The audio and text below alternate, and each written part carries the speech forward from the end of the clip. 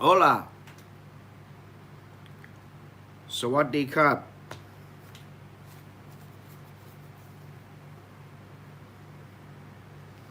Nothing to read at the moment, but we're live.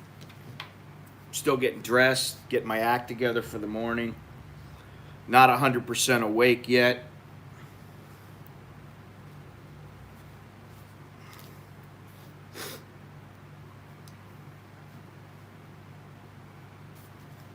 All right, let's see.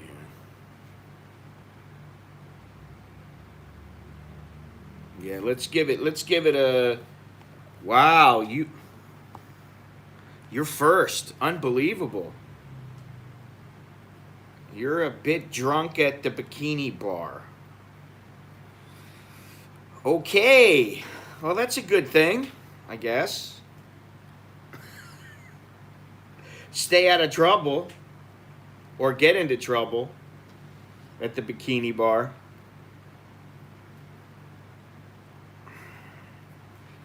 All right. Where are we at here? Let me give a big shout out to Mr. Leon, who I met with yesterday. Longtime viewer, subscriber, etc., etc. Let me go here.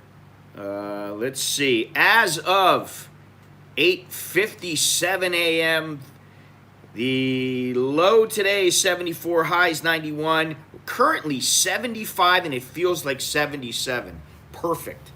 Humidity is 67%, 0% chance of rain. Wind is blowing east-southeast at 6 miles an hour. Visibility is 6 miles. And the air quality index, 121, which is not very good.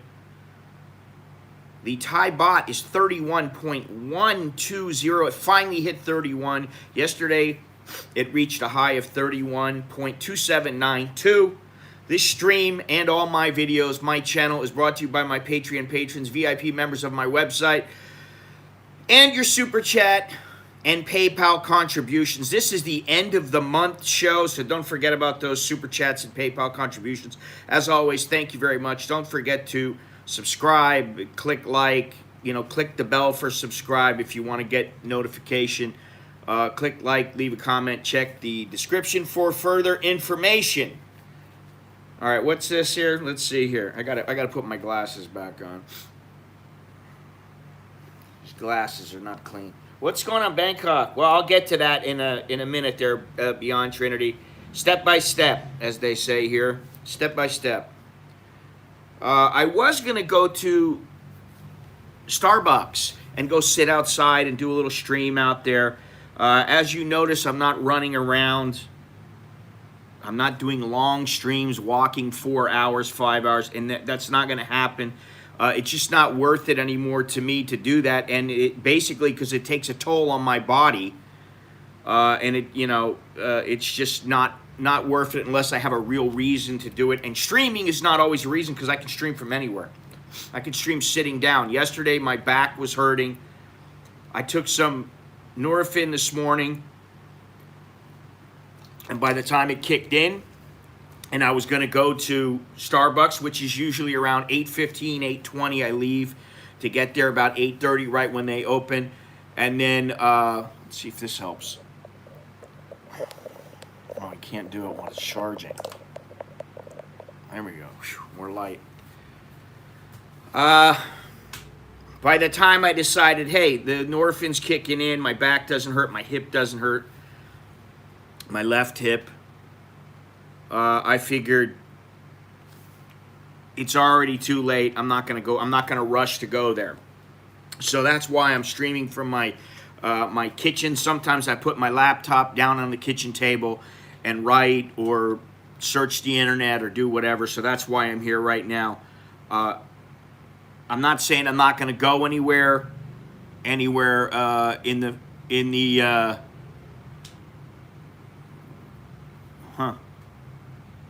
Alvin, I believe you are the only person who can't hear anything, but hang on one second. Let me see. If other people can hear, please say so. Let me try something. 1 second. So I should have the 4G on. Yeah, I think the sound is fine, Alvin. Maybe hit refresh or do whatever you got to do there. Yeah. Okay, good. Good to know everybody has sound. Tom, what's happening? Hello, everybody.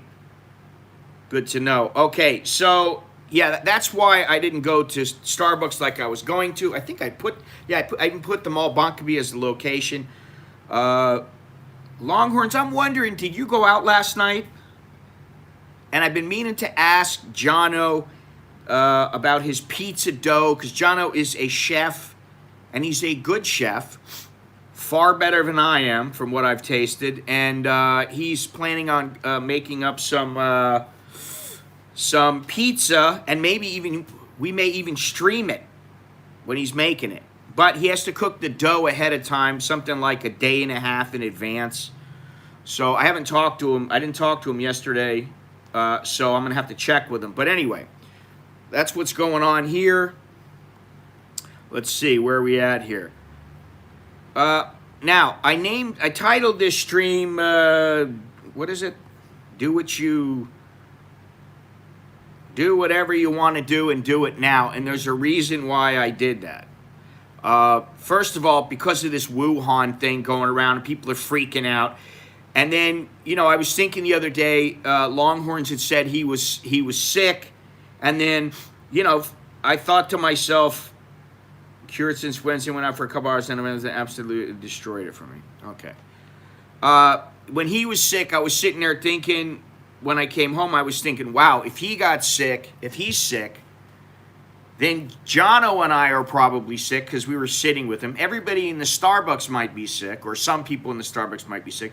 Then that means my wife would be sick, my kids would be sick, the people at the school might be sick, the people in our office might be sick, and it started getting me thinking about, wow, I know he's fine, and so I feel okay about that, but I thought to myself, Contagion, Outbreak, the movies. I'm thinking to myself, what if something happened like that and people just started dropping like flies?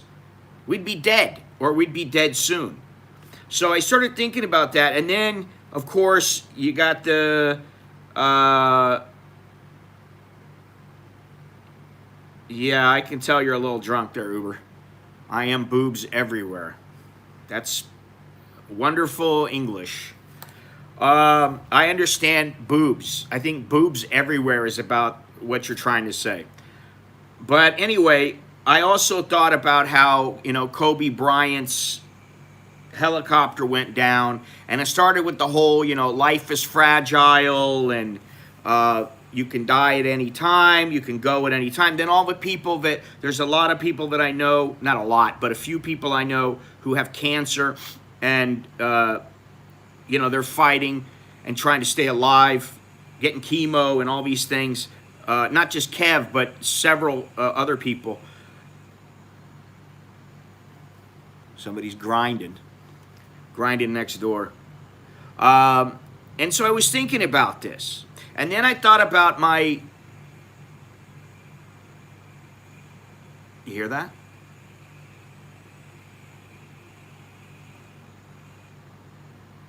Somebody's grinding. I started thinking about the guy that I like, this traveler. He does all these trips. His name is Kingsley Holgate. I've talked about him before. I believe he's South African. And this is, I don't even know, a couple of years ago, was talking about how if you're, say, 70 or 80 years old, the first 10 or 20 years of your life, you don't really know what you're doing.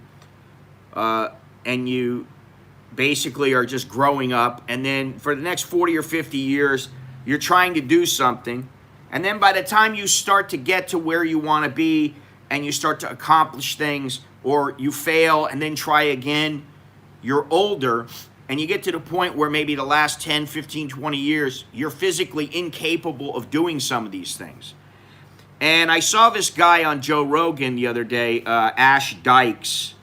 And I thought, this is a young guy. He's a little younger, I believe, than this guy, Levison Wood, who they travel around. They do all these things. Like one guy walked down the Nile River,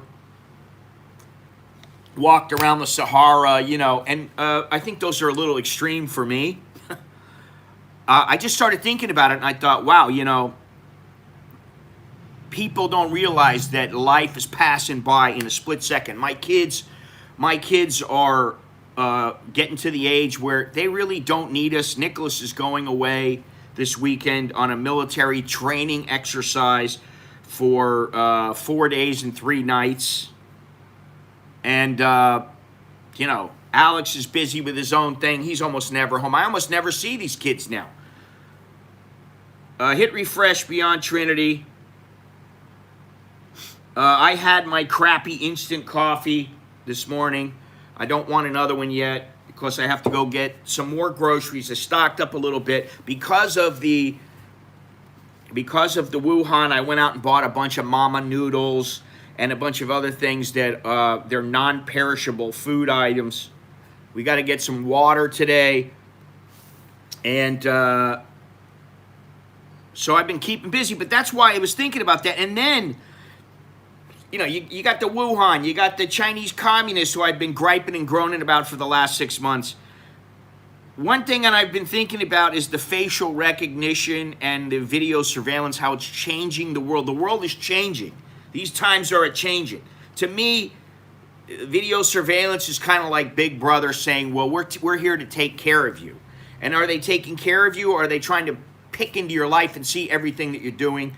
For now, at least, I'm on YouTube, and, you know, my life is pretty much an open book.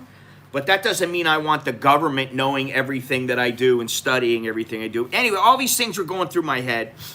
And then I saw this little documentary about Michael Landon, because I've been watching Bonanza. And I may start watching Gunsmoke because of Longhorns. But I saw this little documentary, and when he was dying, just before he died, he said, somebody should tell us right at the start of our lives that we are dying.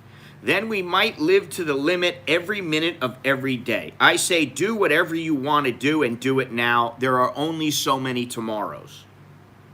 And it just seemed appropriate. Here I am sitting thinking about the Wuhan. What happens if, you know, some kind of infectious disease wipes out a large percentage of the planet, and I'm like going, I can't go out. I don't know how much food I have. And then I see this thing from this documentary, and he's got this comment about from Michael Landon, who I used to watch when I was a kid. And actually, when I was a young kid, and I'm talking about 5-10 years old, they used to have the I Was a Teenage Werewolf on all the time, which was a movie that he was in. He was the werewolf. He was the teenager that became the werewolf. So it just seemed fitting that I do this video, because you know what? You got to do what you can while you can do it, because before you know it, life has passed you by. And then the other thing was that, like I said yesterday and the day before, I've been having some hip pain. My left hip, not my right that I had changed. My left hip and my back, my lower back, to the point where it was hard for me to sit down. It was hard for me to move around. I popped some Motrin or whatever, and it seems to have helped. But I'm just thinking to myself, you got to do everything you can when you can do it.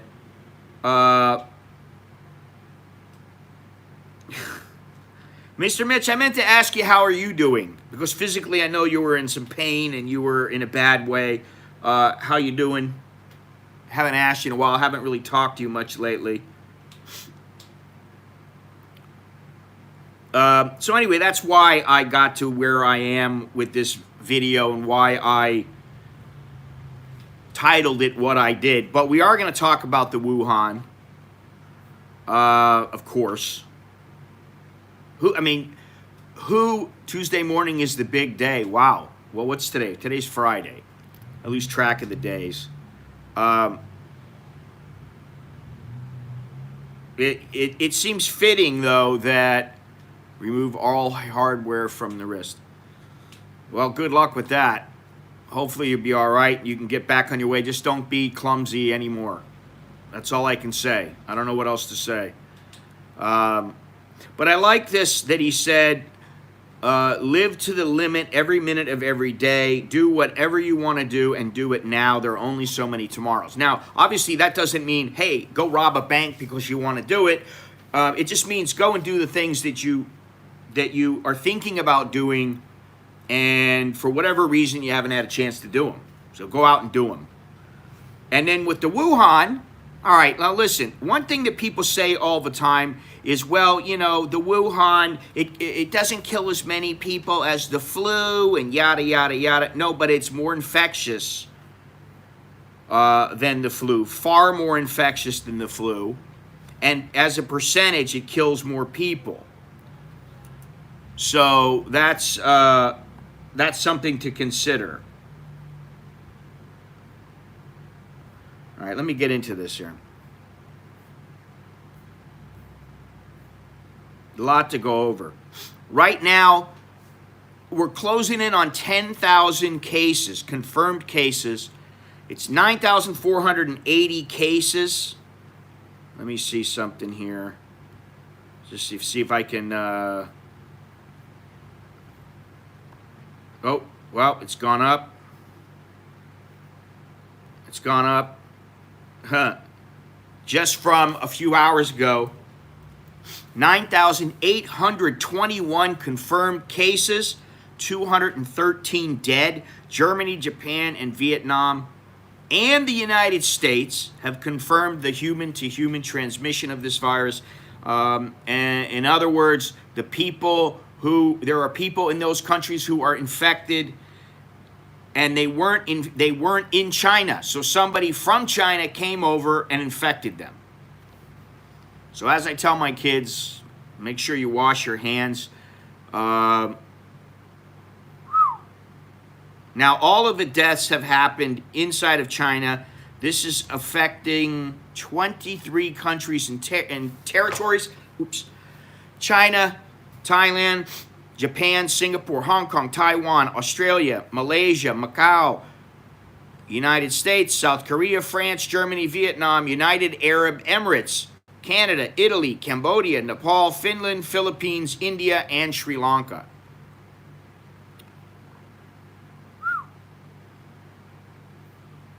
So it is spreading. But like I said, all 213 people that have died have been inside of China. The Australians have said that they have cloned this virus, which means they may be able to find a cure, hopefully. We'll see.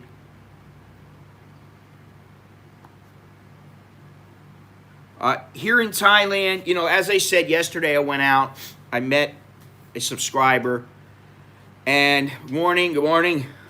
I met a subscriber yesterday, had a little had a little coffee with him, went to Starbucks, which I think the first podcast, my first podcast that I'm going to do, I haven't done any podcasts in a long time, but the first one that I'm going to do is me ranting and raving about Starbucks and some of the things that are going on there now, which aren't particularly good.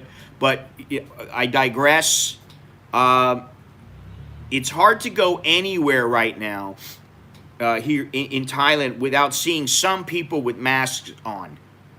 Yesterday when I was at Starbucks, there were a fair percentage of the people in the mall. Thailand has 14 confirmed cases of this infection, and they're all travelers from China. And officials say they are monitoring another 135 people for the disease, which that tells you something. But, you know, on Wednesday, a couple of days ago, well, yesterday they weren't wearing them at Starbucks. There was one or two of the staff that were wearing it, but there were some people that weren't wearing them. On Wednesday, I had said that I didn't see any hand cleaner in the mall Bangkok where I was, nor did I see anyone wiping anything down. Whether this is in the mall and in Happy Land, which I go to both. On the way back to my house, I go to I go through Happy Land and I get a Songtao that takes me home. Usually that's what I do if I'm not taking a taxi home. I don't take taxis home very often because it's not that far. But this has now changed. When I walked in yesterday, and I went to a couple different entrances and exits, and every entrance had a big bottle of hand cleaner, hand sanitizer.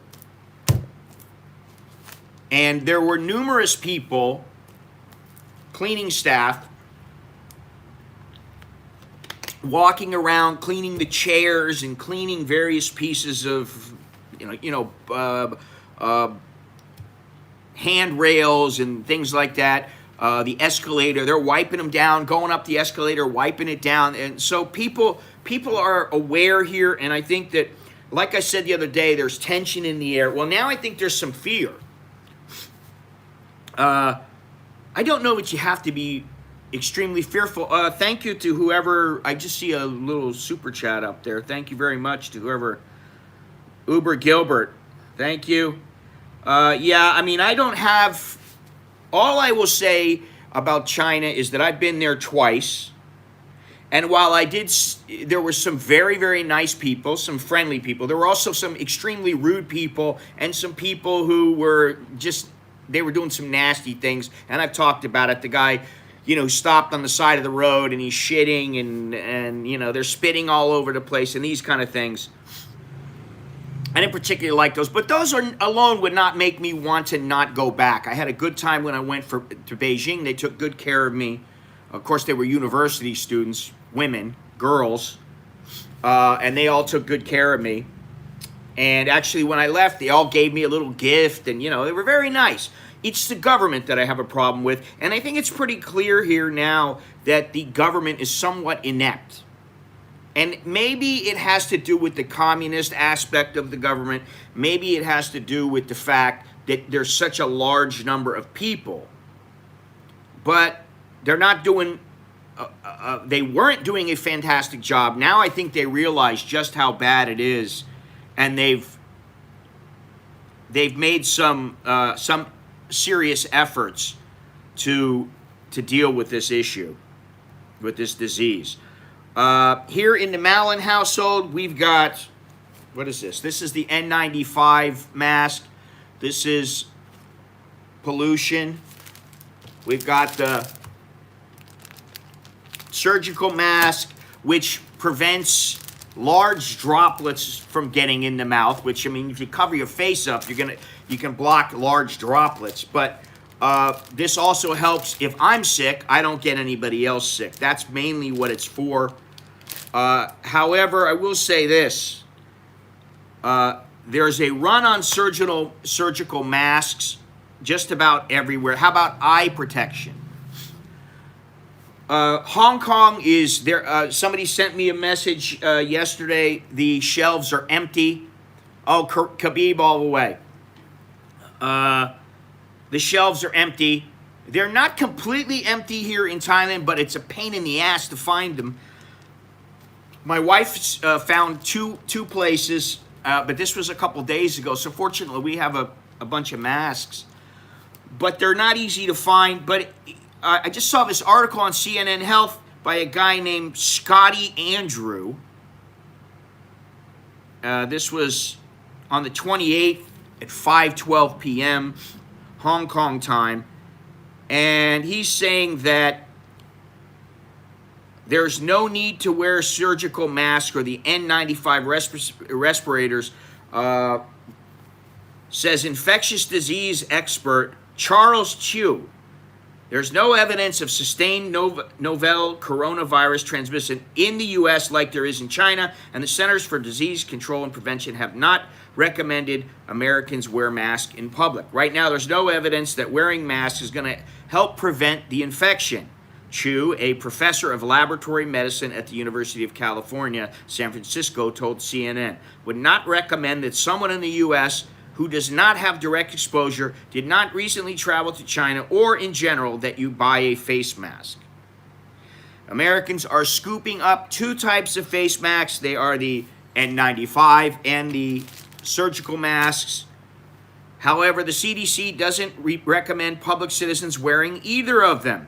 Surgical masks, while they do protect from large respiratory droplets, a spray from a sneeze or mucus from a cough, now that's nasty, they don't prevent against airborne droplets. Surgical masks aren't considered respiratory protection by the CDC because they don't filter small particles and therefore isn't effective in totally preventing coronavirus transmission. Hey Dre, what's happening? Wearing a surgical mask helps you prevent sharing your germs if you're sick. Now this is what I was trying to tell my wife, and I'll get into that in a few minutes because that was a bit of an ordeal. Doesn't prevent if you're sick. Saskia Popescu, a hospital epidemiologist, a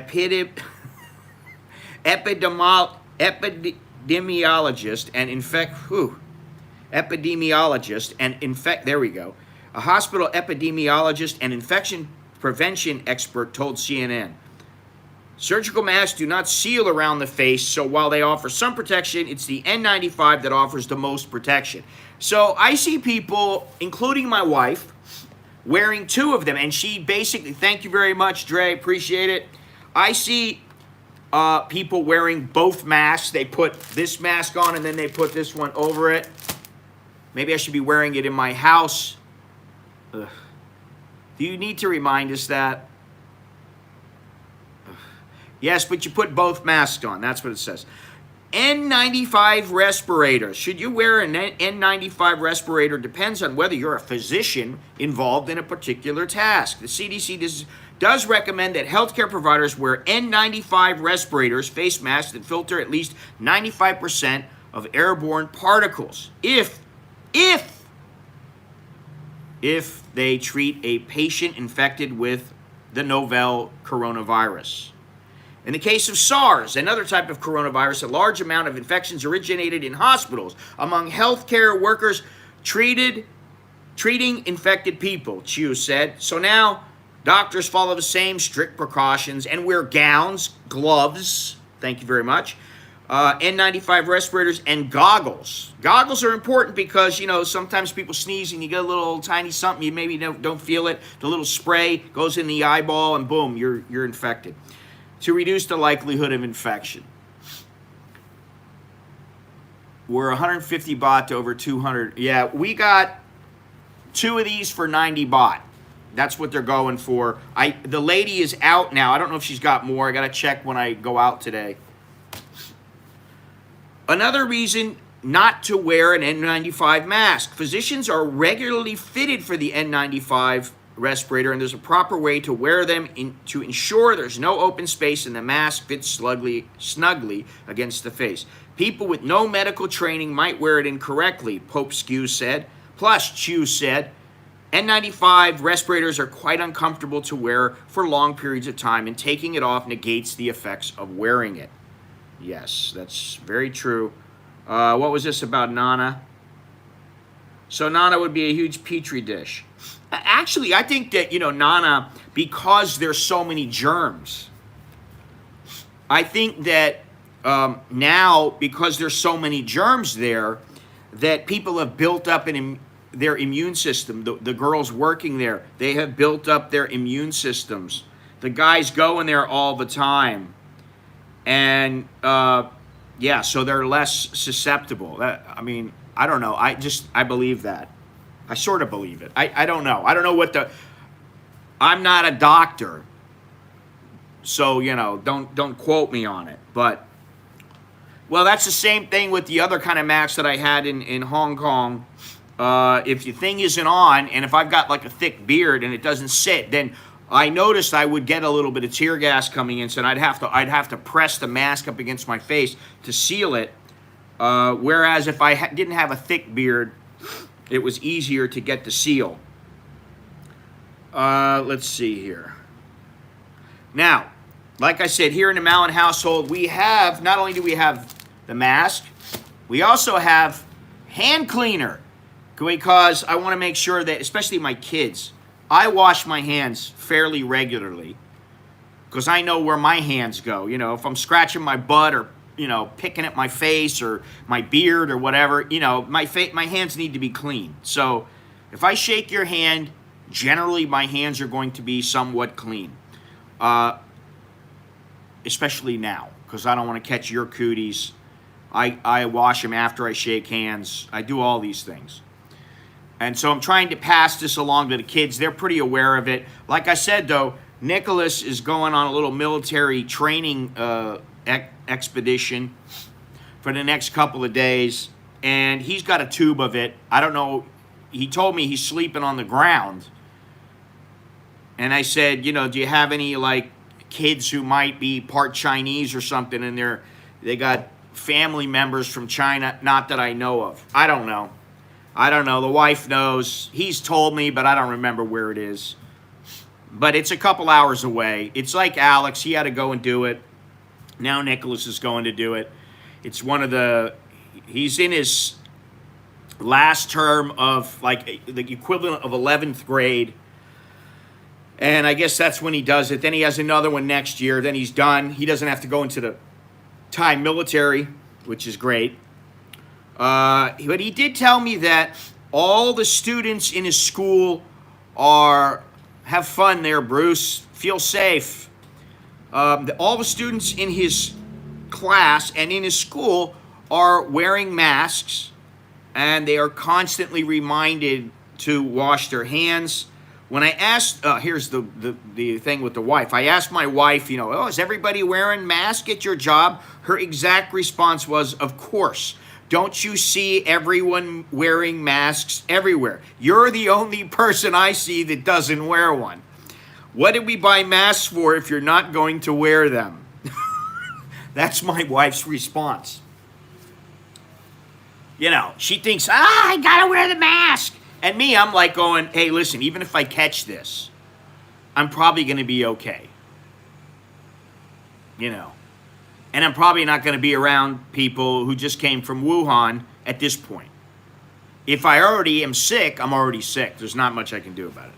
When I pointed out that for the most part, the masks aren't going to do a bit of good, she said, give my mask to the kids. Then give them to the kids. You don't want to wear them? Fine. Give them to the kids. I don't want them getting sick. I can die. They cannot. Virus-infected gummy bear challenge. Ooh, yeah. Well, that's another thing, is that psychologically the masks provide a level of comfort, and in some cases that's not good, because it means some people will think they're protected. They don't need to wash their hands as often. They don't have to worry as much, when the truth is that most people are not wearing them correctly, and it's not going to prevent the small droplets anyway, so all it's going to do is help them from giving somebody else an illness.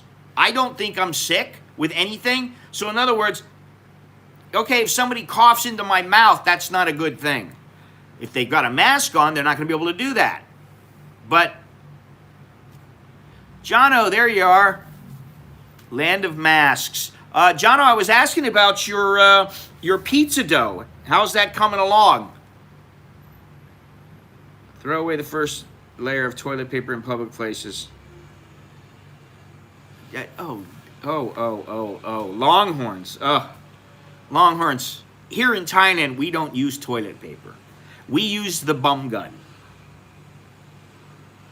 And even if I'm out in a public place and they don't have a bum gun, I am not placing my ass down on a toilet unless it is absolutely imperative. In other words, I'm about to shit myself, then maybe I will use the toilet. Otherwise, 3 steps forward, 2 steps back, working on the pizza dough. Okay, you think you'll have that dough done by maybe next Wednesday? This is Friday, so in about 4 or 5 days, you think you'll be able to get it squared away? Because I would like to have a little pizza. The wife and the kids are now vehement about not getting pizza. Okay, good. You know, the wife has wavered a little bit, but she's like, I've gone this long without it. And I always tell her, on your way home, stop and get some pizza. She'll be like, I don't feel like stopping. And then I'll hear Alex in the background, no, don't get pizza. I'm like, Alex, you don't have to be so hardcore, you know? A little piece of pizza or, you know, a pizza for yourself is not going to kill you. Life is worth enjoying. Do what you want and do it now. You know, I don't know if Jono knows. There are some little places around that are very good, but I always liked the Narai pizza, but it seems like their pizza has gone downhill in the past couple of years. All right, let's go on here. Now, this is what I like. Thai Prime Minister Prayut Chan-o-cha said there is nothing to worry about that with regards to the virus, as the government still has the situation under control.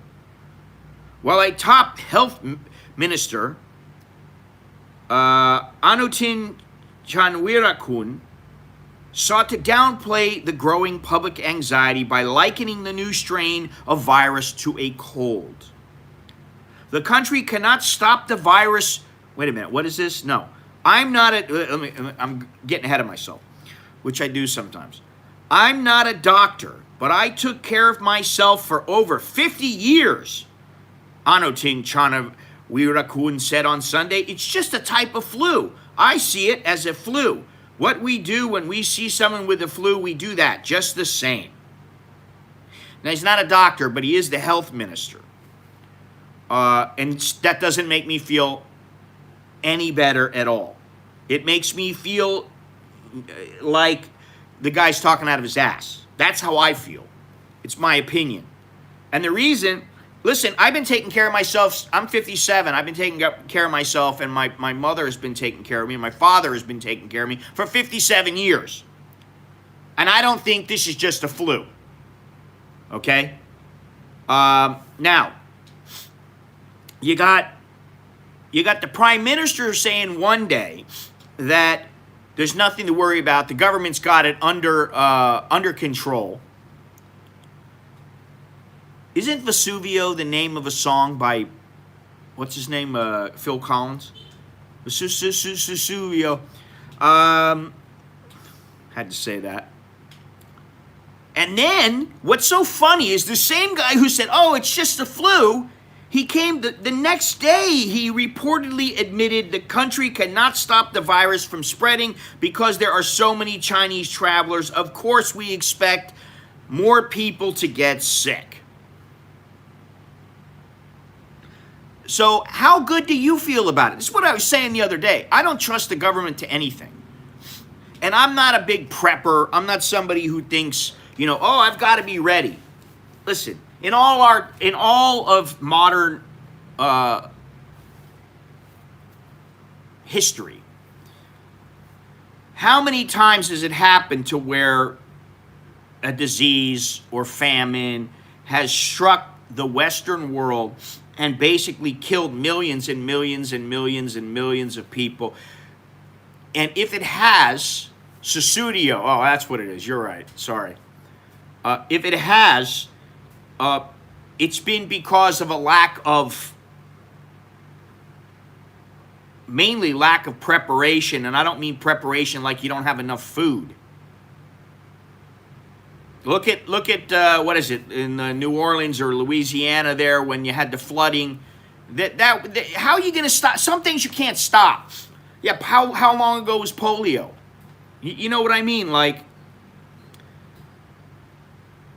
it just doesn't, yeah, and the thing with polio is polio didn't wipe out half the planet. It's not like you have to, okay, the bubonic plague, now how long ago was that? I will tell you, hundreds of years ago.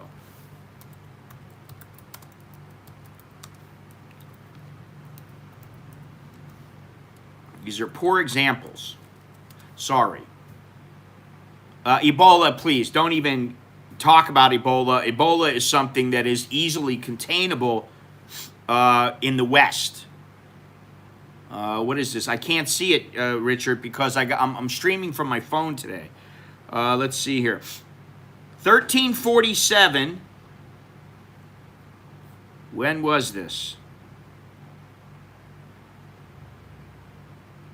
Okay, now 650 cases a year. Ooh, it's nasty though. In the 14th century,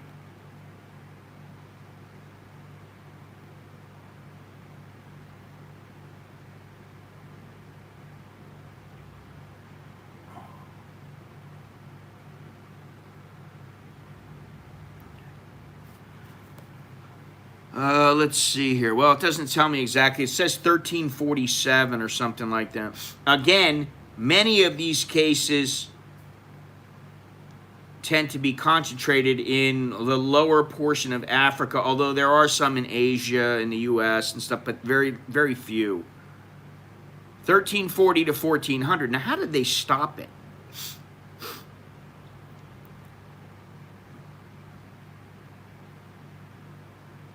Yeah, mid-1900s. Okay. All right. Polio. Of course, it was serious. But what I'm saying is, I don't know that these diseases forced people inside to where they ran out of water, they ran out of food, they're shitting in the same place, and the shit's piling up, and it's getting. I don't know, because I haven't studied these things, but I know that they've been very serious, and polio is still a problem. However, let's see here. The history is what I want to know. 1953, Jonas Salk developed the first polio vaccine. Polio has essentially been eradicated in the U.S. since 1979 and in the Western Hemisphere since 1991. Well, that's pretty recent, though.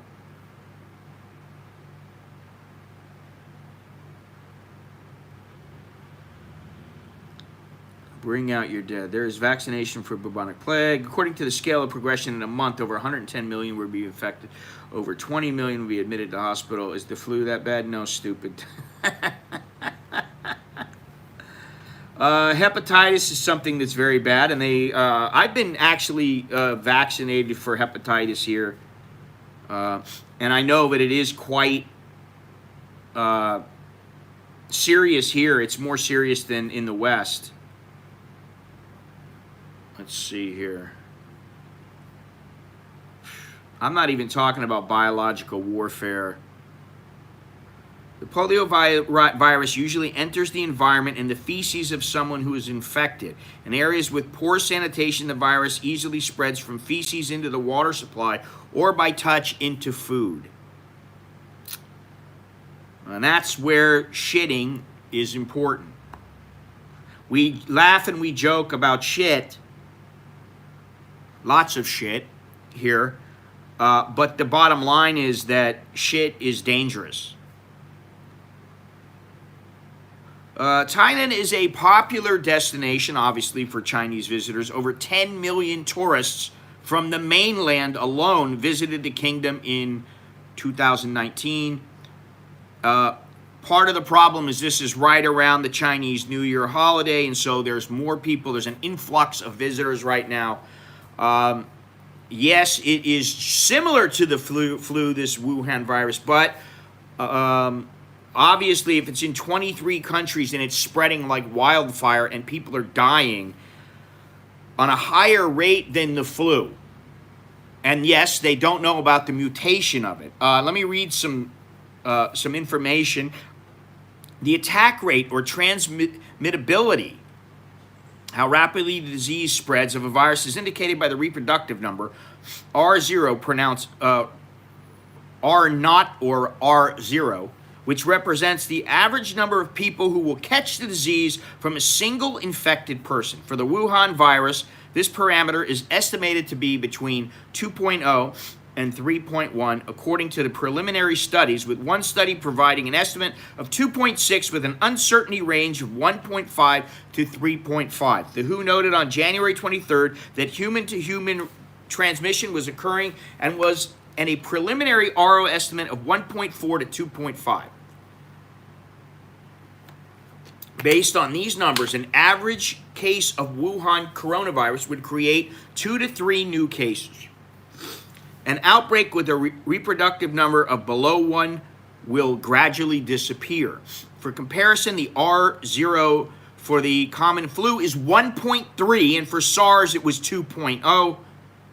This is estimated, the Wuhan is estimated as high as 2.5. According to the WHO Situation Report number 7 issued on January 27th, the median age of cases detected outside of China is 45 years old, ranging from 2 to 74. 71% of the cases were male. People of all ages can be infected by the new coronavirus, the 2019 nCoV. Older people and people with pre-existing medical conditions such as asthma, diabetes, heart disease appear to be more vulnerable to becoming severely ill with the virus. All right. Yeah, dengue fever. I've had dengue before and it wasn't fun, but after a couple of days it was tolerable. But for the first 3 or 4 days, when I had it, I noticed there were streaks on my leg. There were some red streaks on my legs, and it was freaking me out. And then my bones hurt. I felt like it was the flu. It hurt so bad I could barely move. I was staying at a place that was right next to Bumwingrad Hospital. They actually came in a wheelchair and wheeled me over to the hospital. I don't know how he caught it twice, but I caught it many years ago, and they wheeled me into the hospital, and I was there for 3 days, and then when I came back, I started feeling better. But I was feeling better when I left, but when I came back, I was feeling better, and I haven't had it since. Yeah, I don't know how you can catch it more than once. I suspect you can, obviously, but it's nothing. It's not fun. It's not it's not like a cold. I actually thought to myself, something is very wrong. I'm going to die. I was in agony. I was in so much pain. I was like, barely able to move. It was pretty bad. Let me keep reading these statistics. The novel coronavirus case fatality rate, now this is important, is currently estimated at 2%, according to the WHO on January 29, 2020. I give you the most up-to-date information here on my channel. A prior estimate had put the number at 3%, between 2 and 4. Fatality rate can change as a virus can mutate, according to epidemiologists. I got to remember that. For comparison, the case fatality... Okay, listen to this. This is what's important. For comparison, the case fatality rate with the seasonal flu is less than 0.01%. 1 death per every 10,000 cases. Mortality rate for SARS was 10%, and for MERS was 34%. So far, for the Wuhan, no. Yes, there are a number of people that I've talked to who have worried family members back in the U.S. and in Australia. They're all of the impression, you've got to get out of Asia, you're going to die. The chance of anybody at this point, any one of us, except for you old farts, like older than me, and I know what the demographic is of my viewer, and actually it's actually from about 25 to 64, about 80% are in that, and it's all spread out pretty evenly, almost 20% for each 10 years.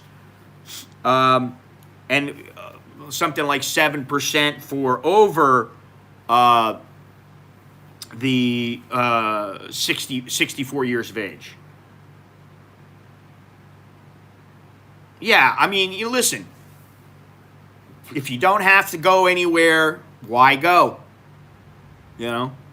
I mean, I go to the mall and I really don't have to, but like most of the people are wearing masks, and I kind of figure if I'm gonna get it, I'm gonna get it, and I'll probably survive it, just knowing because I don't have the luck of, you know, like, well, I'm just gonna catch it and I'm gonna keel over in the next day or two. It doesn't. I don't work that way.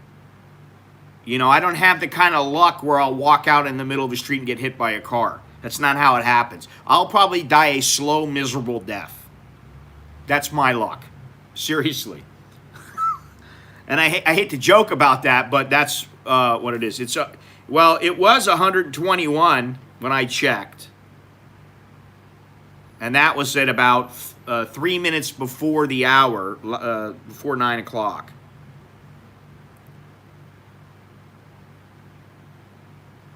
I don't know why you would come here.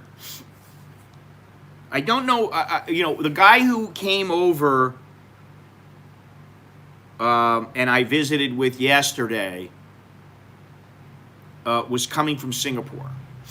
Now, he asked me, when this first came out, he asked me, do you think I should cancel my trip? And I said, no, don't cancel your trip. I don't know that I would cancel my trip now, but I personally don't want to be flying. I won't be going to Hong Kong in the next week or 2 weeks. First, I don't have the money yet to really go. But second, it's just, to me, it's kind of stupid to go. At this point, I just think it's foolish to be flying. Now, if you've already got your ticket and you're set, I guess you got to do what you got to do. You got to take the chance, do what you want, and do it now. But British Airlines and United and I don't know who else, they've canceled their flights to China. They don't want, and this is the thing.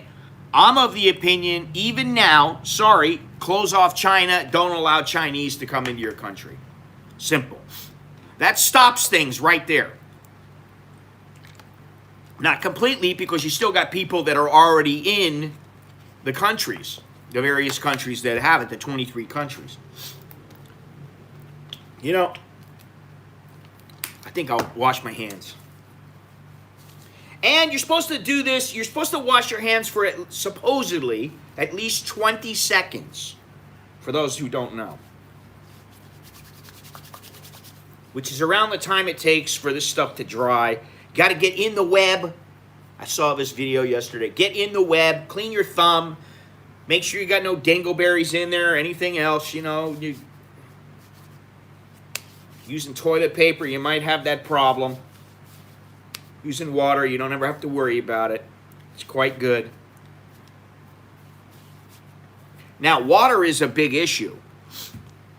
I can go back to 22 January. I wouldn't get on the plane. I would stay home, but I think it was...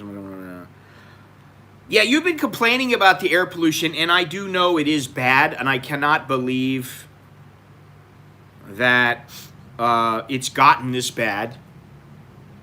Well, I believe anything. I mean, you know, so yes, I do believe it, but I think it's a damn shame that it's got this bad. I can't believe that we have not found another method of transport. I mean, let's go back. We could go back to the horse and carriage, but then you're going to have horse shit laying around all over the place. You're going to have to pay for some. You're going to have Burmese and, you know, like Hong Kong will have the little mainlanders going around, and the Burmese will be here in Thailand, the Laotians. They'll be running around behind the horses, scooping up the horse shit, throwing it in wheelbarrows, and then wheeling it somewhere. It doesn't really bother me all that much, although I do notice once in a while that I have a little bit of a sore throat from the dirty air, and my nose gets stuffed up.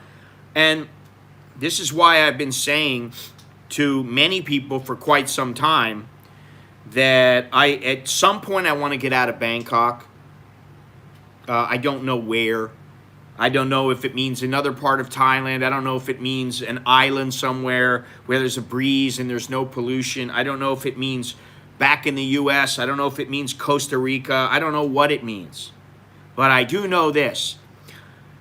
If possible, and you have the fundage, why would you live permanently in a place like Bangkok? At this point, that's how I think. Because of the pollution, because of the population expansion, it's constantly expanding here. Yes, pollution kills people every year. You know, I told my kids, I go, hey, listen, you know, it doesn't bother me that much. And he's like, well, it'll bother you if you get lung pollution. Lung pollution, lung cancer, that's what he said. It'll bother you if you get lung cancer. I'm like, thanks. Again, with my luck, now that he said it, I'll probably get it. You know. Pollution kills people every year also. It does. Yeah, up north, much better. Sure. Okay. I wouldn't want to go up Chiang Mai, Chiang Rai. I mean, you know, I used to think Chiang Rai maybe was better, but it's not. Filthy air. Put filthy things into the air. Yeah, that too. Oh, believe me, you know, listen, I got to get through I've talked about this. Kids got to get through university. They've got to, you know, get through college, get out of there, make their way, and hopefully, you know, I don't know what it means to go back and get their master's in the U.S., take their last 2 years in the U.S. I don't know what it means. I really don't at this point. You know, it's not like we're swimming in the dough and we can just pick and choose and go anywhere we want. We have to think of, there's a lot of factors, and that's the thing for everybody. It's the same with everybody. If it was that easy, people from India that are living in some shithole village where they shit, you know, like in a trough every day, and people walk down the street smelling people, you know, human excrement, they would be moving elsewhere, but they don't always have the funds, or maybe they got 18 kids and they're all in school and they can't afford to put them in a new school and blah, blah, blah. Forget Kuala Lumpur. Gennaro, have you ever been to Kuala Lumpur? I've been there once, and while there were some good things about it, well, actually twice. And I wouldn't want to live there. No, thank you. I don't want to live in Malaysia. No on Kuala Lumpur. You know, some Indonesian island with a few people, maybe. Temporarily. Maybe you bounce around from place to place. I don't know. I don't know what the answer is. If I knew the answer, then I'd be doing it. I thought the answer was move to Thailand and live happily ever after. And then, you know, I was single then, and, you know, then you meet somebody and you get involved, and, you know, you're young, and, you know, things happen. Life changes. Well, have a good time, Andy. It's not that it's a bad place. It's just not a place I'd like to live. Just like I say about the Philippines. And there are some beautiful places in the Philippines. I just don't particularly want to live in Manila or Angeles City or somewhere like that. I think there are probably better places to live. Costa Rica, maybe? Ecuador, maybe? Well, something now, the number is somewhere around 65 million, last I heard, in China alone that are quarantined. And that's a huge number of people. The fact that China can do that, I give them props on that. They can quarantine 65 million people. I don't know if the Thais got out yet?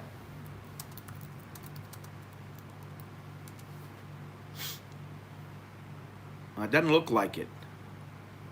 The princess has called on the government to evacuate students from the virus-hit Wuhan, city of Wuhan.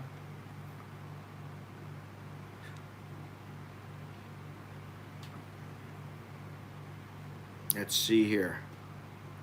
A lot of people offering aid and that kind of thing, but that's it. They're just offering, it went, there we go. Looks like they're still there.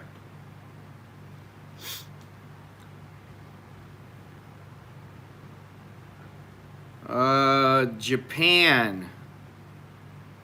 Well, this was how many days ago? This was the 28th. Preparing to leave. United States.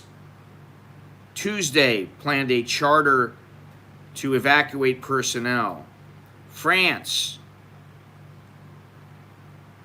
I know that in Australia, even my wife said to me, why in Australia are they putting these people on an island to quarantine them? I'm like, maybe because, you know, they don't want people coming to wherever it is they live and then infecting other people. So they're sticking them out somewhere. I forget where it is, but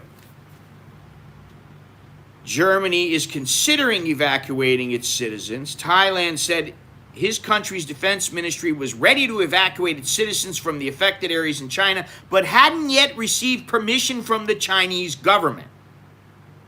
What permission do you need? I don't understand that. I wish that somebody would.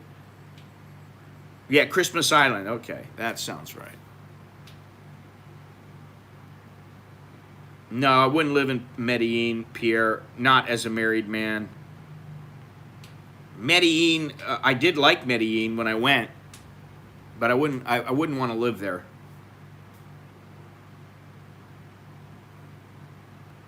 Medellin was a cool place. I got to stay there for 2 weeks. I had a nice hotel. It was great. Fantastic place. I will say that one thing I remember is my parents wanted some coffee. And so I bought them, you know, coffee, and it get all sealed up, and they, you know, they stamp it, and they do whatever they do to make, they seal it up in a special package to make sure that people know it hasn't been tampered with. And I went, when I went to the check-in counter, before going in, they checked me for drugs and, you know, for whatever else, contraband. And then when I left the check-in area, they checked me again. And then when you're at the gate, and that's where I was sitting next to Don King and talking to Don King, because of course I heard him. And then it just happened there was a chair, you know, like it was either right in front of him or right next to him. And then they check before you get on the plane. So they check you like 3-4 times. At least they did with me. Did I get high? No, I didn't. I was stupid like that. I probably should have went out and like found some little place in the jungle where they had nothing but pure cocaine.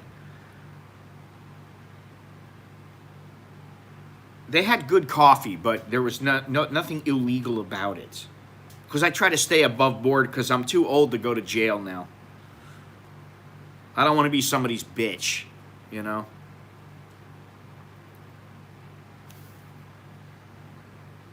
Yeah, you. Listen, you're talking to a guy that when I don't know, I didn't think it was that bad in Medellin. I thought it was fine. I mean, you know, I was a little bit worried, but I'll tell you what I noticed is that it was the people were very cultured. They were very into looking good and taking care of themselves, you know. And coffee, they didn't mess around when it came to their coffee.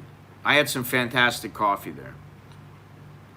But I did go to a couple of after hours clubs that were pretty crazy. But not crazy in the wild sense of people being loud and obnoxious or anything like that. It was just, what is this? Uh-oh. Beyond Trinity, are you still here?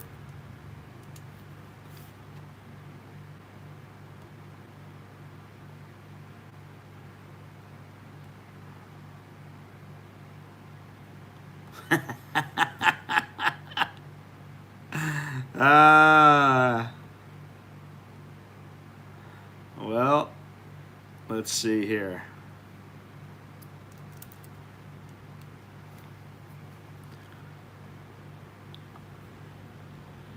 Let me see. I'm wavering here. It was fairly safe. If you go out late at night, there are some areas that I would consider not so safe. I mean, I was in a couple places that were, you know, they weren't exactly modern. It was like a little village hut where you were drinking and partying with people, and there were, you know, chicks with shorts up their ass and that kind of thing. You know, with the roll over their jeans. They had the muffin top, that kind of thing, you know. no bras on, you know, shaking it and, you know, listening to loud music. But they were not so loud. But it was a beautiful, the topography was quite beautiful. Have not been to Cartagena. I do know some people that have been there and spent a lot of time there. A guy that I used to deal with in boxing, he was a Cuban guy. I got to know him a bit, and he actually saw me in Florida. Came and saw me in Florida when I was visiting my parents, and we went out and had breakfast and talked and everything. He spent a lot of time in Colombia, and he had some fighters from there. And yeah, he said good things. He said a lot of good things.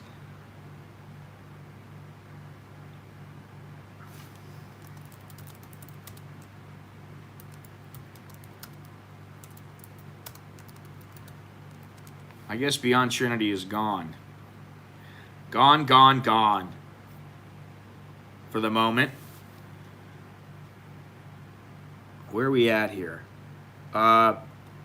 Numerous people that I know have been eating this ghost pepper and the, what is it? The Samyang two-time noodles.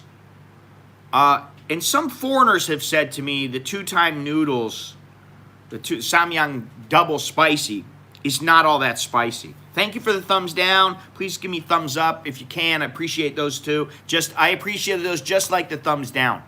They both count the same, so it doesn't really matter. Leave whatever you want. I don't really care. At this point, with over 1,200 videos,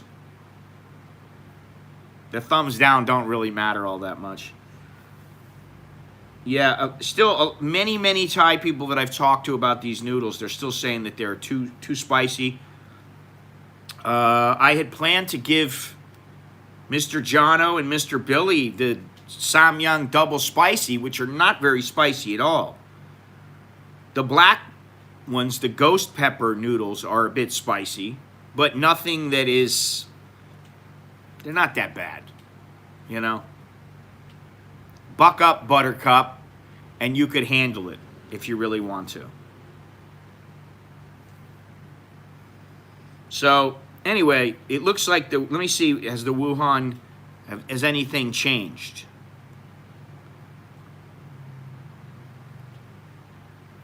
Let me see. Let me hit refresh. No. Well, this is as of 12:05 UTC, 0005 UTC. 9,821 confirmed cases. 213 deaths. Oh, muffin tops. No, thank you. I can do without the muffin tops. 17 up, 6 down. Well, you know, it was just, I don't know what it was, 11 and 5 or something like that. It really doesn't matter at this point. All this shit doesn't matter. I think I get a thumbs down for every swear word. Somebody you know, Beyond Trinity, that I know also, sent me a photo of some noodles. They are incapable of eating the very spicy noodles. In fact, they are one of the Thais that I'm referring to that says, I can't eat those noodles, they're too spicy. I find that to be surprising. But what I have found out is I've been asking the same people, lots of the same people, I've been asking them, so you can't eat these noodles, but you can eat somtam. Well, I don't make it spicy. And herein lies the difference, because any somtam that I eat, it tends to be very spicy, and with my wife, forget about it. It's off the rails. Colombian Nagas. You know, I would like to go to, well, you can get these noodles at 7-Eleven, Longhorns. I did check the other day, and both noodles are available at 7-Eleven. The Samyang double spicy chicken flavored ramen, and also the ghost pepper, the Dayback ghost pepper noodles. dark, what are they? Dry black noodles. You can get those both. They're 45 baht. You can get them in the mall. Actually, the red ones, the Samyang red noodles, the double spicy noodles, they were out of stock yesterday at the grocery store. I was surprised because Nicholas wants to give it another go because I told him Alex ate the double spicy noodles and he really had no problem with them. He said they were a little bit spicy, but he did not have to drink any milk like Nicholas. And so Nicholas said, oh, well, if he can do it, then maybe I just need to change a few things. Sometime with one chili pepper.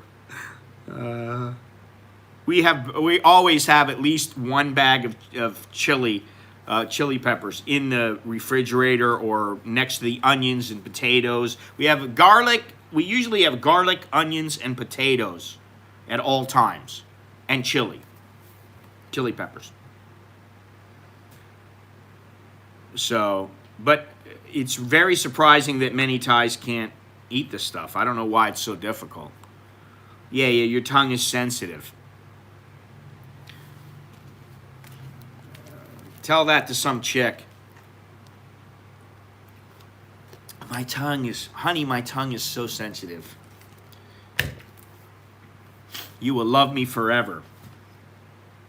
But I will ruin my tongue if I have any somtam. It reminds me of George Costanza when he was a hand model.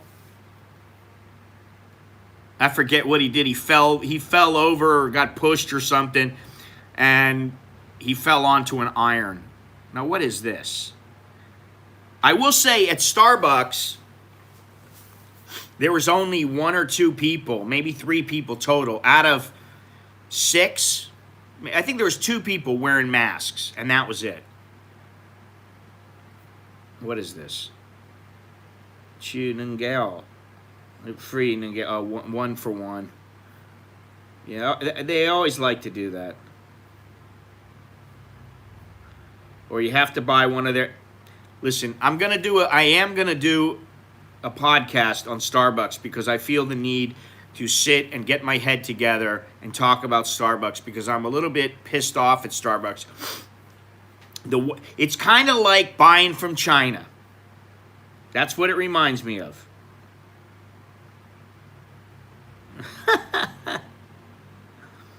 My wife put 6 chilies. Listen, I don't know how many. I don't think that my wife counts. She gets a whole package of them and just smushes them up and throws them in. Depth charge in a tequila shot. Oof. The juice isn't... Exactly. The juice isn't worth the squeeze. I see no reason to deliberately make myself sick. Now, I have to say that I did say the other day that I'm not going to make the focus of my channel spicy food. I don't want to do that because... Just because of that, the juice is not worth the squeeze. This isn't the hot ones where I'm making a ton of money from the advertising or something like that, and I can handle the ass burn. I can handle it anyway, but I don't want to. Somebody told me a long time ago when I was young, oh, you're very strong, no problem, you help us with the moving. And I'm like, just because I'm strong doesn't mean I want to help you. It doesn't mean I want to go out and bust my ass. Well, yeah, I know Beyond Trinity's evil. We've known that for a long time. Food should be enjoyable.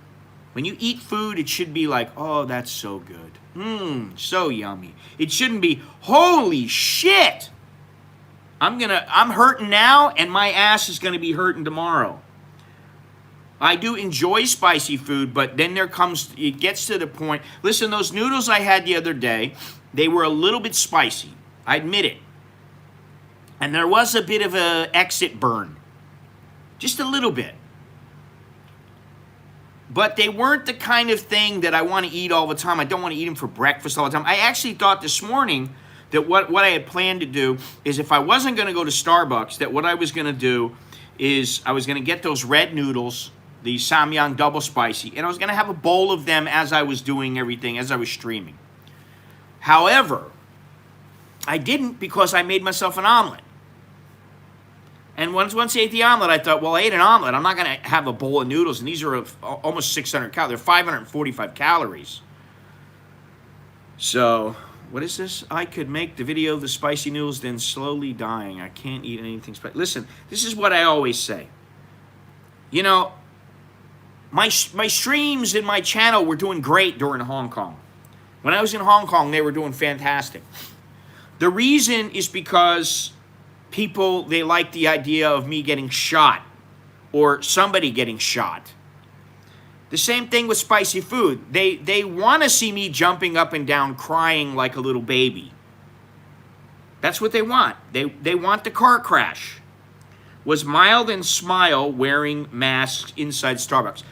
Smile was working, and she was not wearing a mask. Mild, I did not see. Then there was a girl named Beer and a guy named Beer. Neither one of them were wearing their mask. The manager was not wearing their mask. There was one girl, what's her name? I don't remember what her name is. But she was the pregnant one. She's now got like a 6-7-month-old kid now. She was wearing the mask. Now, that's probably because she's a mommy. And she's thinking, I don't want to get my kids sick. The other people don't care. This is the thing. If you truly believe that people give a shit outside in the world about getting you sick, most people don't. If you think they truly give a shit about whether you're croaking on the side of the ground and why you're croaking, you are kidding yourself. If you start dying on the side of the road, chances are you're going to have to make it to the hospital if you want any chance of being taken care of. That's what I believe. That's what I've seen. And it's worse inside of China.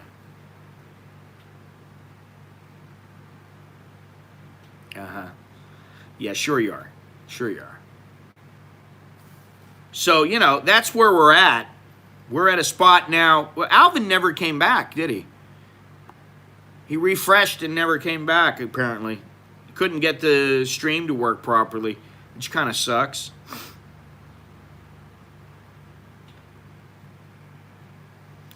I am going to have a video going up tomorrow morning. I'm trying to stick to the schedule now.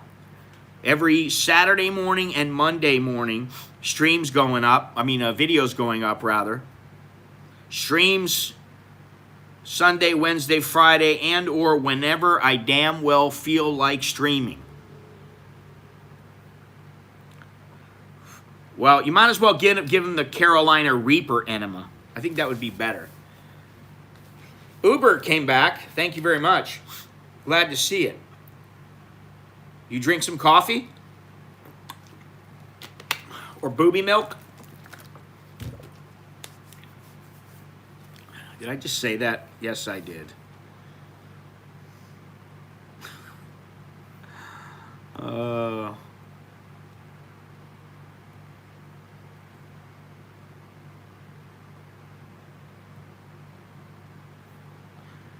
let me see here. Aw, we don't want to hurt Beyond Trinity's feelings. No, but I do believe that, like, for instance, with Hong Kong, it was all about the excitement. Is he going to get whacked? Are the cops going to whack him or shove him? Are they going to whack him with a billy club? Are they going to shove him to the ground? Are they going to scream and yell at him? Are they going to shoot tear gas? Are they going to shoot him with a rubber bullet, a real bullet? What's going to happen? Wow. Are we going to get to see the car crash? Is he going to curl up like a little ball and cry like a little baby? What's going to happen? The living for the moment. That's exactly it. People want to, and you know what? You guys, this is the thing. You get to do it vicariously through somebody else. And once in a great while I do it, not usually with live streams. I don't watch live streams. But through some kind of a documentary or whatever, I am also privileged to get a in the living moment type video.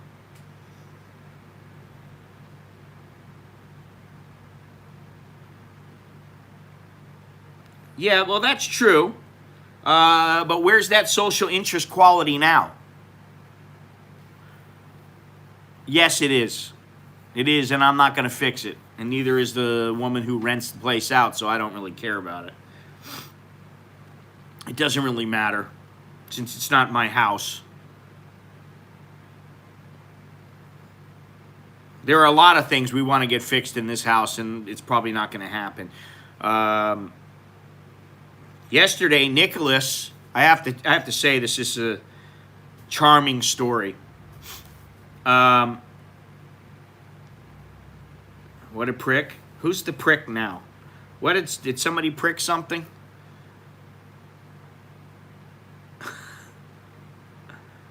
I think, honestly, when it comes to Hong Kong, that there was, for a brief period of time, there was a huge amount of interest in Hong Kong.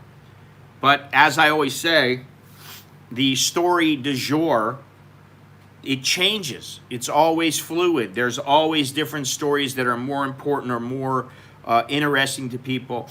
And while it is still interesting and people still care, there are some people who do care.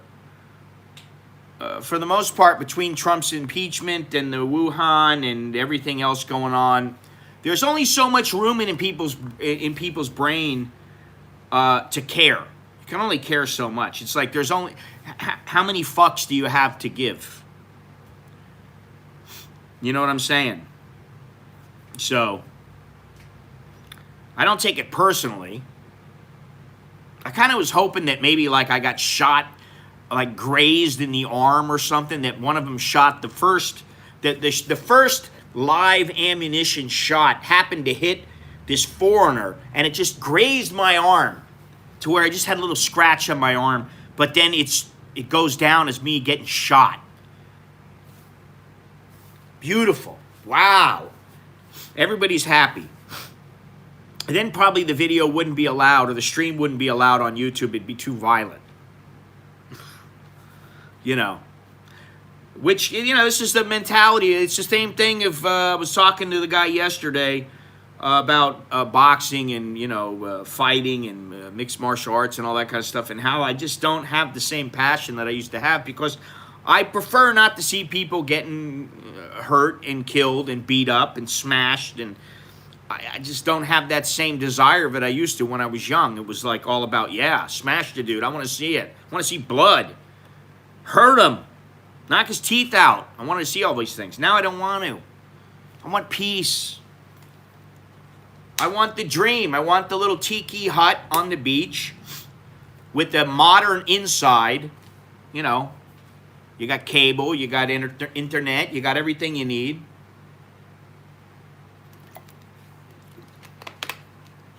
And yet you walk outside and there's a little tiny beach. Beautiful. You know, that's it. Peace. You have your tea in the morning.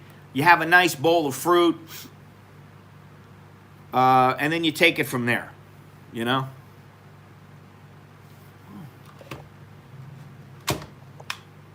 Oh, so you can't do that at the same time. Let's see. Will this work? There we go. Oh, wow. Better. Anyway, so that's what's happening now. I did get some. I have had some good questions lately. I got some from Carl, and that's probably going to be the next video. I'm not sure yet. I have to later on today. I'll find out. But his questions were quite good. Oh, did I just large particles on my computer monitor? And I have to put a mask on it. He was asking about the equipment I use and how I shoot video and live stream and shoot photos at the same time, and how do I go about doing it, blah, blah, blah. And if money were no object, where would I go and what would I do? Those are good questions, because I don't know myself. I have to think about them. So that's all. That's coming up in the at least in the near future. And of course, you know, I'll be keeping an eye on the Wuhan. Now, I got to say, I got a message yesterday about what's going on in France. If you don't know what's going on in France, it's crazy there. People are protesting. They don't particularly like the guy in charge there. And the police are fighting with firemen, which I don't know how that came about. Again, I need to do a little more research. There's only enough time in the day, and my brain only works for so long every day before it just says enough. It gets filled up with information. It's computer overload. But I am looking into it. It's a nasty situation, as is the situation. I think people are sick and tired of the European Union, especially British and some Europeans. I think they're sick and tired of it. And I kind of understand why, and I don't even live there.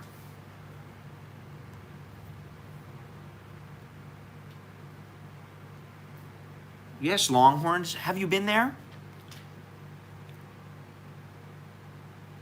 I'll tell you what, Gennaro, Therme is not really a place that's worth going to anymore. Maybe once. But in the past, yes, it was definitely worthwhile. Now,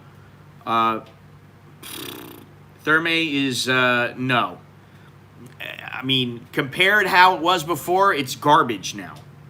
It's been garbage for many years.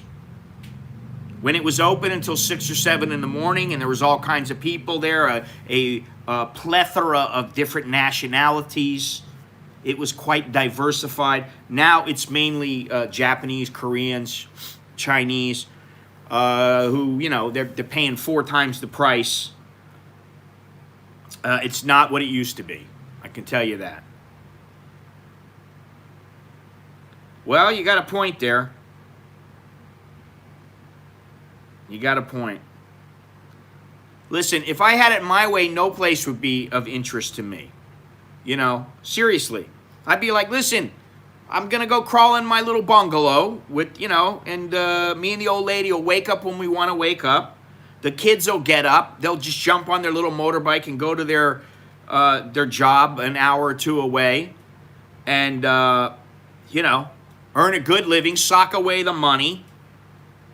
And we'll all live happily ever after. I'll jump in the ocean. That is, if you can still jump into the ocean, if it's clean enough water. You know, chill out during the day, have a nice lunch. I mean, you know, that's I wouldn't care about a damn thing unless it was right on my doorstep, taking a page out of Longhorn's book. Dang, it's changed. It changed years ago. It's been changing for the last 10 years, 12 years, even more. But there was a time when all the people from the go-go bars and the beer bars from various places, from Pat Pong, from Nana, from Soy Cowboy, and some other places, some of the discos or nightclubs, they would come there at, say, 2 or 3 o'clock in the morning. Everybody be walking around. It would be standing room only. You could barely walk around. And if you did, you'd walk around in a circle because people were constantly wanting to get by. That was a time when it was kind of fun because it was you know, it was like the Star Wars bar, the Star Wars bar, where, you know, you got some old lady who, she looks about 140 and she's like 50. I kind of wonder if that lady who used to get everybody their drinks, if she's still there. She had to be about 90 when I was there. And she went, you want me to get you a drink, honey? You get her a drink and it was 80 baht. You give her the 20 baht tip. Boom, that was how she made her money. Yeah, well, you're probably staying in an area full of Chinese there, Soy Dog Cowboy. And with a name like Soy Dog, I'd be careful. Those Chinese, you know, they eat dog.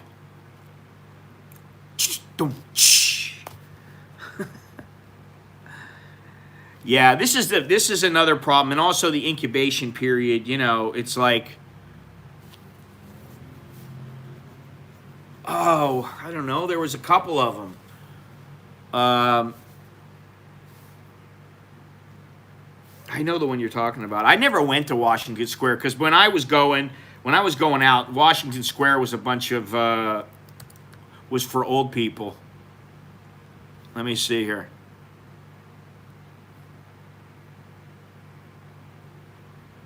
Bourbon Street. Well, there is a Bourbon Street still. That's the only one I see now. I never went to that place. There's a Lone Star, I think, in Soy Cowboy now.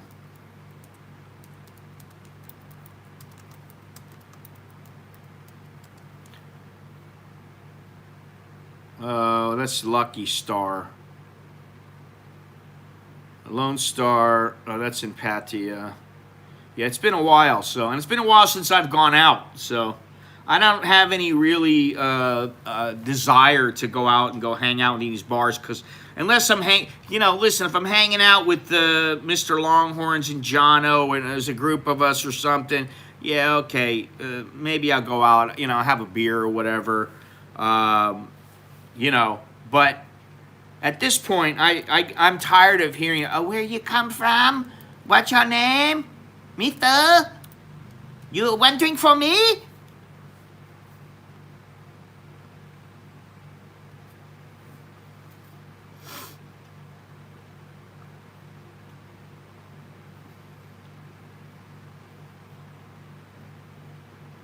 You want to go with me? Only 10,000 baht for you, special price. I get tired of all that shit. Hello, welcome. Please come inside.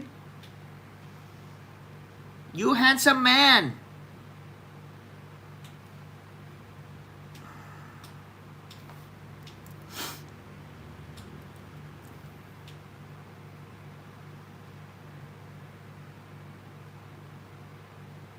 Oh, you're near Tilingchan, which is where I used to work. I used to work near there.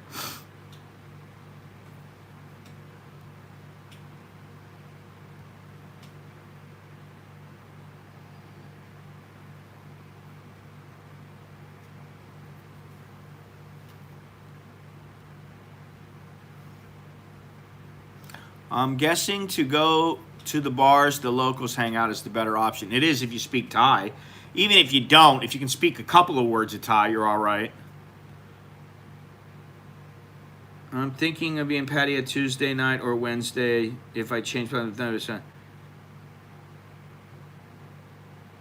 Don't you feel better yet? I thought you said you feel better.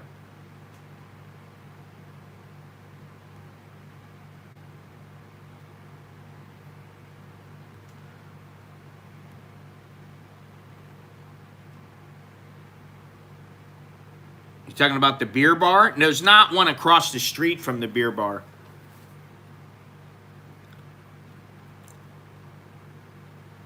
There used to be a couple of places across the street. They're not there anymore.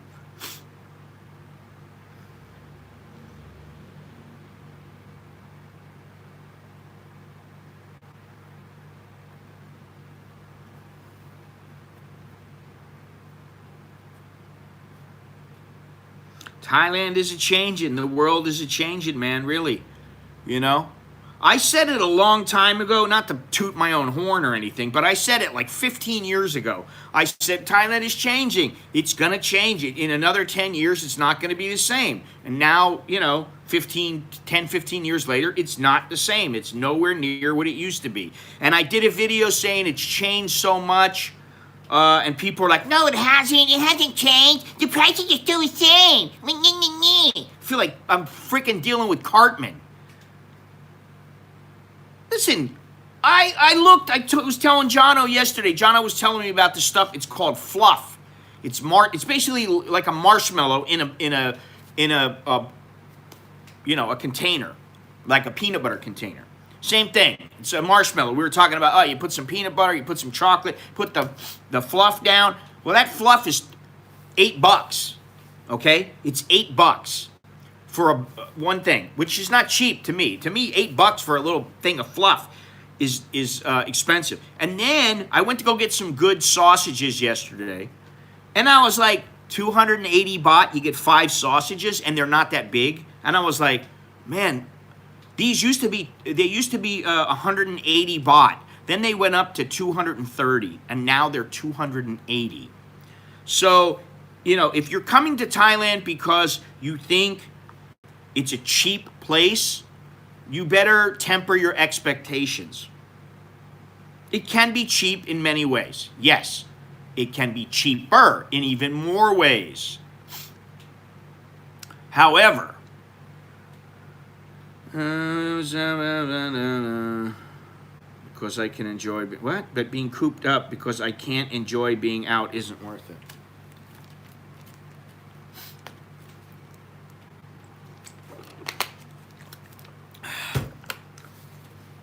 Yeah. All righty. Well,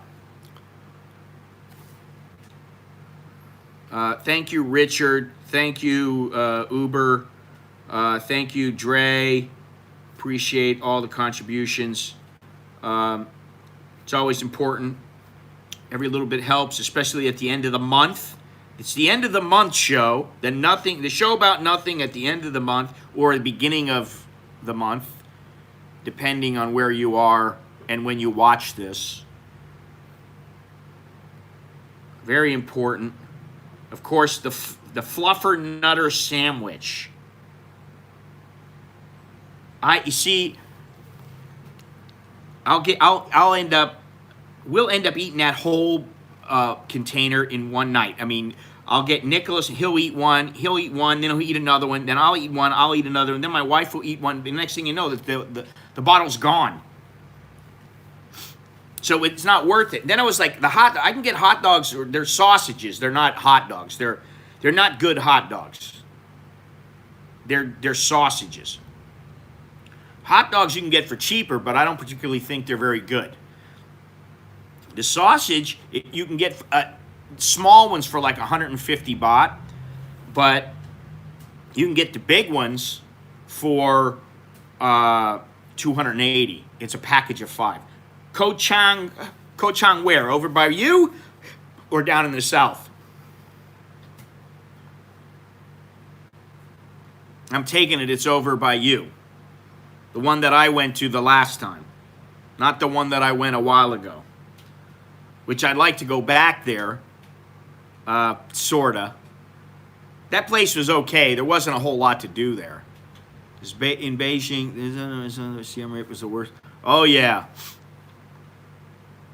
The Hard Rock in Siem Reap was the worst burger I ever had. That was a crappy burger, and wasn't it like $8 or $9 for a burger or something like that? It was like not $10 or something for a burger. Oh, you're going there to metal detect. Well, maybe you can hit the boxing gym while you're there. A ham is not usually a problem for me. I don't have a problem with ham. There are some delis around, but the sausages, There's a little German place. There used to be there. I think it's still there on Soi 1, Sukhumvit Soi 1. I haven't been there in a long time, but they used to have some good stuff there. I used to go and get salami from there. So, anyway. Where are we at? Wow, we're already over. We're in overtime. Thank you to all those. Jono, you are like, I don't want to say you're like a lady of the house, but you're like a real life chef. You are constantly cooking and doing things. I think that's great. I sometimes get in the mood to cook. Yesterday I was not in the mood. Today I'm not in the mood, and I won't be because my wife comes home early. So I just tell her, well, you're home early. You get to cook because the kids have been eating my food. Now they want to eat something different. They can eat your food. On the weekend, she cooks, or we get stuff from elsewhere, along with a batch of chicken paprikash. Okay. What about those pickles? Throw a couple pickles on your pizza. What is this? Facebook. Facebook for developers. Every day that goes by is also a day that gets my photos get closer to being in a gallery in Southern California. Gennaro, I will let you know when they go on sale and when they go up. There's a where did he say it was going to be? Tustin, maybe? I'm not sure. There's 3 places that the gallery, they're going to sell. At least one of them, I'm not sure yet. Jono is a good cook, and it's always nice to have some, you know, you just come over and there's a bunch of food waiting for you. It's like, how beautiful is that? You know, if I ever got rich, one thing, I would have my own hop sing. You know, like on Bonanza, hop sing. I would have hop sing. Don't worry, hop sing will whip you up something. I'd make sure I had my own hop sing or Jono, you know.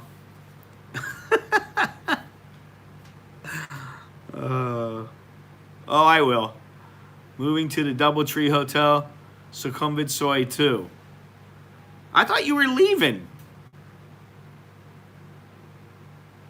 Sukhumvit Soy 2. Let me think. Oh, you're over there by, you're actually near where Longhorns was. Stay away from the Chinese. That's my recommendation.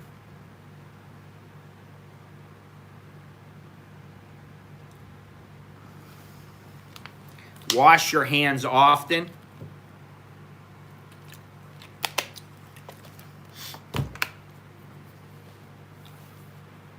Doubletree Hotel. Yeah, I don't remember that place. Don't take any wooden bot. Yeah, that too.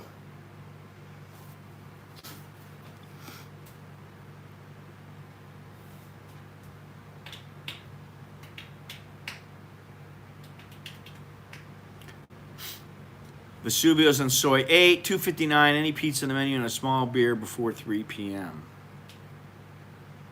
You know, I don't know if that restaurant is still there. There's a restaurant on Soy 14. Is it 14? Yes, it's 14. Back a little way to the right, it used to have some great Thai food. They used to have great crab, curried crab. There's also Margarita Storm, which Mexican food there is eh. But what is that place I'm thinking of with the crab curry? I think it's a pizza joint now, so maybe you can check the pizza out there. The Mexican. 2-minute walk to Nana for Tom. Somehow I don't think Tom is there so we can hang out at Nana Plaza, but then what do I know?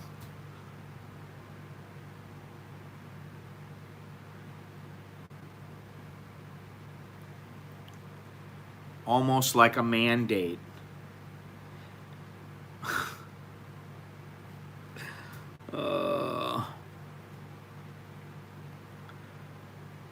Yeah.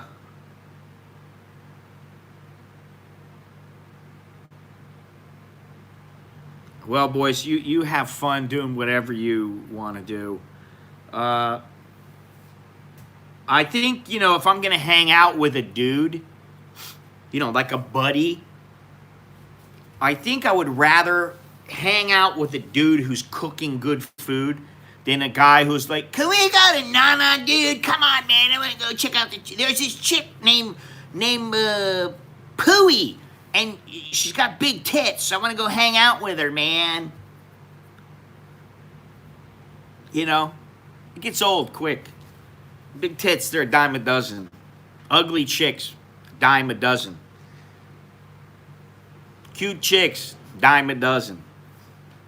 They're everywhere. I'm gonna do a little something special for the VIP members and the Patreon patrons. I've been doing an informal survey for the last couple of days. Actually, since I was hanging out with Longhorns and Jono the other day, I've been doing this informal survey, and more to come on that in the next couple of days. I'm basically finished with it. You're just trying to get the free food. Rather pick rat shit out of coffee beans with boxing clubs than hang out with at Nana Plaza. Listen, I don't have anything against going to Nana Plaza. But it's just it gets a little old. It's monotonous. It's like going to Khlong Toei all the time, or going to Chinatown all the time, or it's the same thing. You see the same thing over and over again. And the title of this stream was "Do What You Want and Do It Now." Well, there's so many things I want to do, and there's not enough time, and certainly not. It breaks down to this: there's not enough time, there's not enough money. You can only be in one place at a time. So you need to prioritize what's important. I'm married. I'm happily married. For the most part, I'm happily married. I love my family, love my kids, blah, blah, blah. If I go into a bar, like a bar, a go-go bar or something, all right, so I see a hot chick or whatever, okay. But I see them every day anyway. They're out there. They're not as prevalent as people seem to think they are. Like, if you want to say truly hot. There are cute girls all over the place. So when you're single, you have your fun, you do your thing, you get your fill, then you get married, and, you get your fill with your wife or whatever, That's how it works. When are you coming, Gennaro, or do you know yet? Beyond Trinity, are you ever coming here? Mr. Mitch, all these guys here.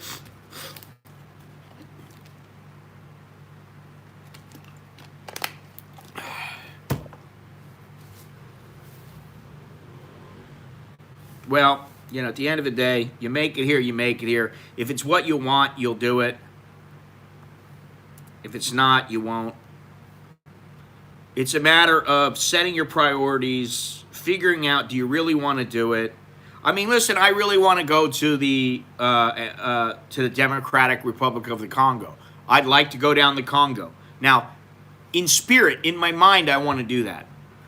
When it gets to the point where I am willing to commit and sacrifice, then maybe I will be able to do it. Maybe I won't. But three months from now, I'll be back at work. Okay. Understandable. But is it a priority when I have, kids and other things that I got to take care of first? No, it's not. So, you weigh it out. Which one's more important? What do I want to do? What can I do? Possibly may. Buy the ticket and you shall come. Would like a local pub for a couple cold ones. There's a couple. What's that one place? Good food. I'm happy. The Dubliner? What was the other place? I forget. It's down by, across the street from the Emporium. Robin Hood, something like that. Where's the what was the other one? The Londoner. That's down on what? There's always Hooters. You can always go to Hooters. After May, because the rainy season will make the air better. Okay. Nice. Lovely. Virus made me delay. Listen, if I was anybody, I wouldn't be flying right this minute. I wouldn't do it. There's no reason to be in an airplane or a petri tube if you absolutely don't have to be. Now, if you got to go back to work and you're going to lose your job and it's going to affect your whole life, and you've been fighting to get this job for many years and you love it, but your boss is like, hey, listen, pal, you got to be here. We need you. We rely on you. And if you don't come home on time, we have no alternative but to get somebody else. Well, then maybe, you got to do what you got to do. But I would not be jumping in a plane in a rush to get to Southeast Asia, and especially if you got to fly over the Wuhan or China. You got to stop in a Chinese airport. Oh, are you kidding me? It's bad enough when there are no people that are ill. Yeah, I mean, have you checked if you can change your flight and all that? Everybody's like, oh, you've got to come home now. Are you kidding me? No, now's the time where you stay inside of your hotel room and you don't go anywhere. Or you stay inside of your apartment or your house or whatever and you don't go anywhere if you can help it. Wait until things blow over a little bit.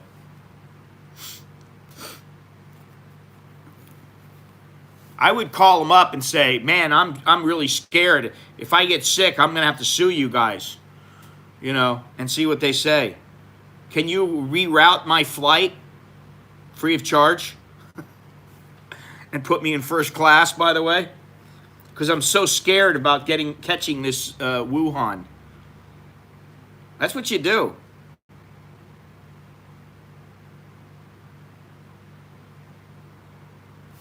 Anyway, we could talk about the Wuhan until we're blue in the face. That's a Jono joke, except worse.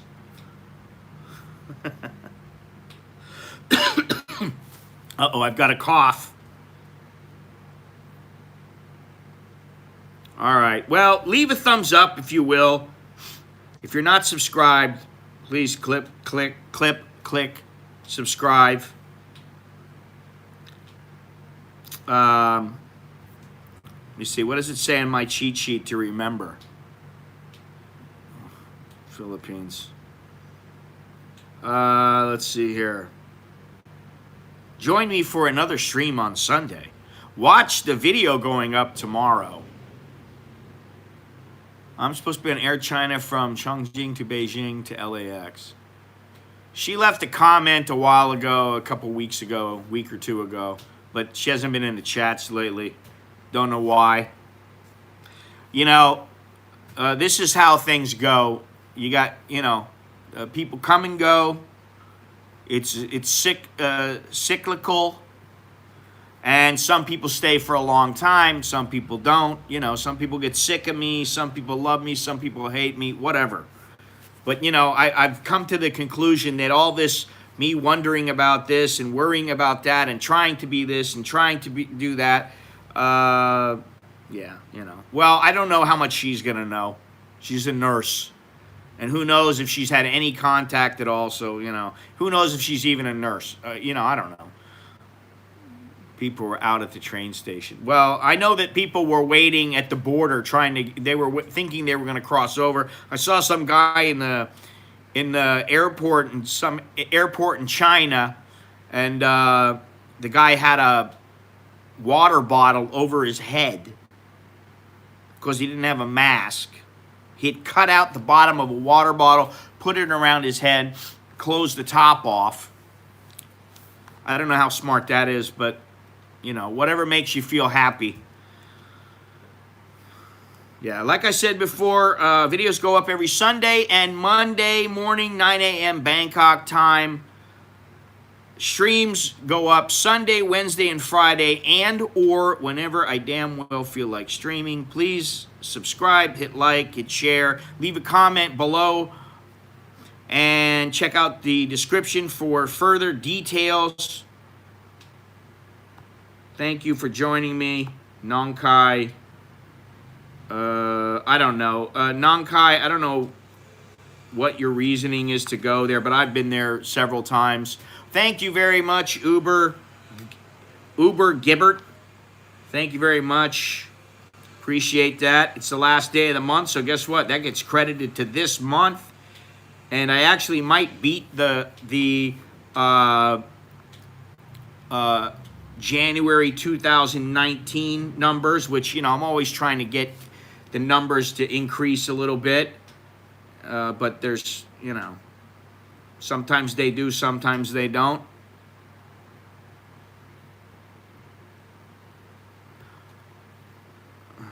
Goodbye, Cyril. Goodbye. See you later. Is there anybody that really believes that's a real person who truly has something useful to say? For some reason, I don't believe it. So you're out of here. Right at the end, we get the troll. Whew. And he's gone like Donkey Kong. I'm sure he'll be back, though. So, you know, anytime somebody comes on and they've got a name like, you know, I'm Hung Lo, my name is I'm Lung Ho, or I'm Wung, you know, Hung Lo, or my name is Mr. Big Wang or whatever. I know that there's a chance that that person is some idiot. So, sorry, Cyril, if you're not an idiot, but it's my channel and my take, and I believe you are a turd who has just been flushed down that toilet. So thank you very much. Appreciate all the nice comments, and Uber Gibbert, I hope you have a nice drunk. Don't drink and drive. Have a good time. And everybody else, I guess, yeah, my name is Mike Cunt. My name's Mike Cunt. Beaver City Falls Police Department. Beaver City. I'm from Beaver City. Huge anus, yes, that's a good one. Now we get the last minute nice ones. My name's Hugh Janus. Anybody else? You got 10 seconds to put up, but I'm totally making up my profile for Mr. Big Wang. Dina Cancer. Dina Cancer. Huge member. Huge member. Huge member. Okay. All right. Anyway, thank you very much, everybody. Appreciate it. I've got to shut it down. You know, big business, man. Things to do, people to see, places to go, coffee to drink, because I'm still not awake. Look at my eyes. They're sagging because I'm getting old. I want to do a little stream on aging, but we'll get to that when I remember what I'm supposed to stream about. So, good day, good evening. Jono, I will talk to you soon. Longhorns, I'll talk to you soon. Everybody, I'll talk to you soon. Yeah, Huge Organ. That's a good one. My name is Huge Organ. Yes. All right. That's good. This is a man stream. Yeah, you're going to attract lots of ladies when you are leaving these kind of statements. Seymour Butts. Oh, come on. You got to be more creative than that. Jayan Vajayjay. Anyway, I'll talk to you guys later. Choke D, that Jerk and My, all that good stuff. What about Mr. Ben Dover? Yes, lovely. All right. Adios.